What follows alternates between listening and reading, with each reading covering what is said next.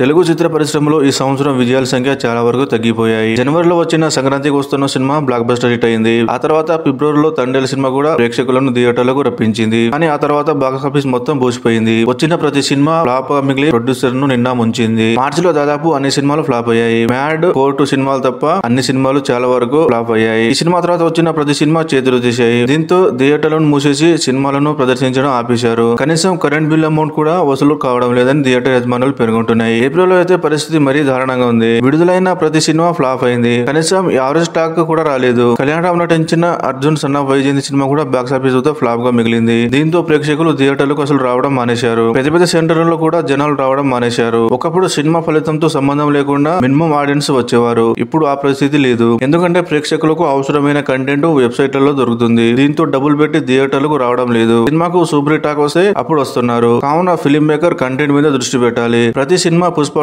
బాహుబలి మాదిరి super hit అవ్వదు. మారుతున్న ప్రేక్షకుల అభిరుచిని దృష్టిని పెట్టుకుని దానికి తగ్గట్టు స్టోరీని సెలక్షన్ చేసేయాలి. అయితే ఈ రోజు విడుదలైన Nani hit 3 cinema box office వద్ద కొత్త ఊపిరి పోసింది. ఆ విశేషాలు ఇప్పుడు మనం తెలుసుకుందాం. గత 2 నెలలుగా తెలుగు రాష్ట్రాల్లోని థియేటర్లు చాలా గడ్డు పరిస్థితులను ఎదుర్కొంటుంది. వచ్చిన ప్రతి సినిమా సూపర్ హిట్ అవ్వడం దేవుడెరుగు. కనీసం యావరేజ్ టాక్ కూడా వస్తే థియేటర్ మెయింటెనెన్స్ మరియు సిబ్బంది జీతాలు సర్దుబాటు చేయొచ్చు. కానీ ఆ పరిస్థితులు ప్రజెంట్ లేదు. దీంతో చాలా థియేటర్లలో సిబ్బందిని కుదిస్తున్నారు. 30 మంది అవసరమైన చోట కేవలం 10 మందితో నెట్టుకొస్తున్నారు.